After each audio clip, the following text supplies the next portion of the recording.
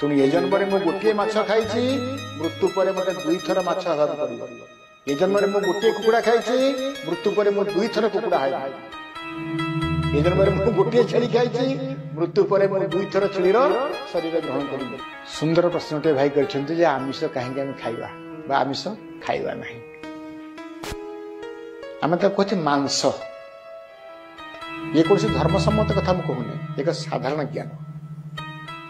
मांस मांग माने मते स माने से मते बर्तन से जेपरी खाऊची मु ताको सेपरी खाइबी।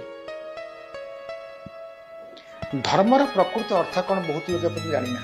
बहुत लोग कहती आम हिंदू, बहुत लोग कहती आम इस्लाम, बहुत लोग कहती आम ख्रीस्टियान, किंतु सब संप्रदाय। धर्मर प्रकृत मौलिक अर्थ हूँ गुण बा प्रकृति बा स्वभाव। आम कहे जलर धर्म कौन ना जल निम्नगामी हेब, जल बाष्पीभूत हो। अग्निर धर्म कौन ना तार दाहिका शक्ति अच्छी। सूर्यकर धर्म कौन ना से उत्ताप प्रदान करेंगे। वृक्षर धर्म कौन ना से छाया प्रदान कर फल प्रदान कर। गाईर धर्म कौन ना से पालक को क्षीर दे संतुष्ट कर। धर्मर धर्म कौन ना जत्कृतम तत्फलम। आपण जहा करिवे तार फल आपण ही पाइबे। तेणु जन साधारण सभ्य लोक, जन साधारण ज्ञान थिबा सभ्य लोक केबे हेले गोटे जीव हत्या करी केबे खाइबो नहीं। मते किछि लोक प्रश्न करती आज्ञा ताले माछ कहीं छेली कहीं कुकुड़ा कहीं मु उत्तर दिए आज्ञा आपण स्त्री आपण मान आपण स्त्री मो पाई नुह ता तेणु माछ होइछि ता बग पाई, नेउल पाई, ओध पाई, छेली होइछि बाघ पाई, सिंह पाई, मृग होइछि बाघ पाई, सिंह पाई, आम पाई नुह। गोटे सभ्य लोक एटा बड़ कथा नुह। जने साधारण ज्ञान थिबा सभ्य व्यक्ति केबे गोटे जीव को हत्या करी खाइबो कि? साधारण ज्ञान I am saying about the common sense. साधारण ज्ञान एटी बड़ कथा किछि नाही। उदाहरण स्वरूप 19 जन्म पूर्व गांधारी 19 अंडा भांगी थिले। परिणामत 19 जन्म पर 100 भेंडा हरिया को पड़िला।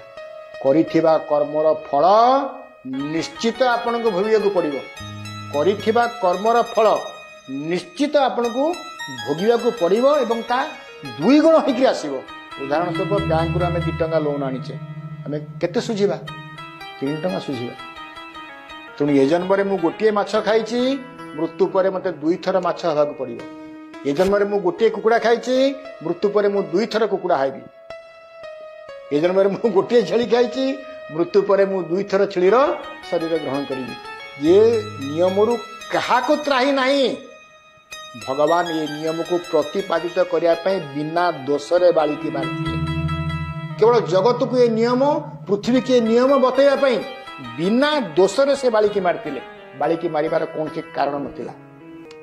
बालिकी भगवान बुझे पारता जाइए कहीं सुग्रीव को राज्य बाहर कर देचु ता करना बालिकी लुचिकी मारी कौन ना केवल ये नियमटी प्रतिपादित करने कौ नियम ना जत कृतम तत् फलम। जहा तुम्हें करुच ता तुम्हें भोग कर। मु भगवान हेले मध्य मु जहा करुची ता मु आसंता समय उत्तर काल रे भोग करी। बिना दोषरे बालिकी लुचिकी मारते भगवान। बालिका पचारला प्रभु मु तो आपनकर खाद्य नुह मते कहीं आप मारले। मु तो मते आप कही पारि थांते मु आपन सब कथा कही दे थांती जे मु कहीं सुग्रीव को तोड़ी देली राज्य प्रकृति भूल सुग्रीवर भूल प्रकृति बालीर नुह। किंतु भगवान बालिकी मारिबार कारण हूँ जगत को शिक्षा देवाई। भगवान हो जदि भूल करती तार फलाफल भोग करने को हेबो। रामचंद्र उत्तर काल में कृष्ण अवतार हेले। बाली पुत्र अंगद जारासवर रूप से सृष्टि हैला एवं भगवान को सिंधु लुचिकी मारिला। करिथिबा कर्मर फल समस्त को दिने ना भोगिया को पड़ो। इतने भगवान मध्य संपृक्त अच्छा। तेणु जो मैंने खाऊँ माछ मांस मु आश्चर्य हुए ये सब जानिला परे गोटे जीव को हत्या कला बेले तार जो दयनीय परिस्थिति तार जो विकल परिस्थिति बहुत लोग कहते बकरी ईद आम सब बहुत बलि दबा। मत दुख लगे जे केतक शब्दर अर्थ आम जानी ना आम आम तो कौन माने कदर्थ व्यवहार करुचु बलिर प्रकृत अर्थ हूँ त्याग